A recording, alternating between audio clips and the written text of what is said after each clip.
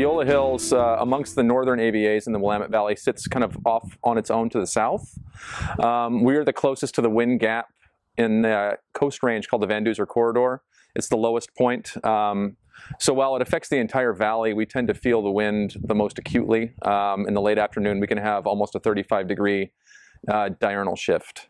Super. And so what is special about this place for making Pinot Noir? I mean, the Willamette Valley in total, why is it very good for worldwide or world-class Pinot Noir? Well, I think in any Pinot Noir region, you want to have transparency to the place. It's kind of a common trope that you can only grow Pinot Noir in a few specific places in the world, and obviously the world has said no because people are now growing it everywhere. But I think, places that can translate the soil to the glass are obviously the most desirable.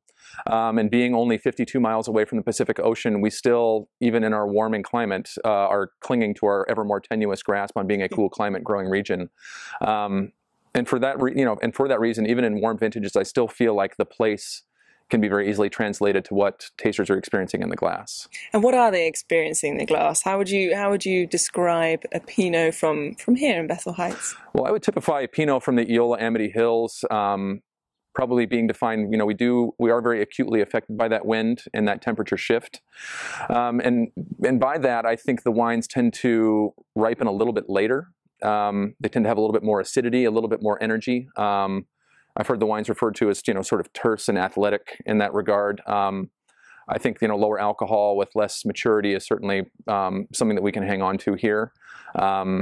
We also have to be careful of tannin because with that wind, with the benefit, there also comes the skin's thickening to protect the seeds. So we do have to be careful with extraction. But I think those are some things that make wines from here kind of typical of the Eola-Amity Hills.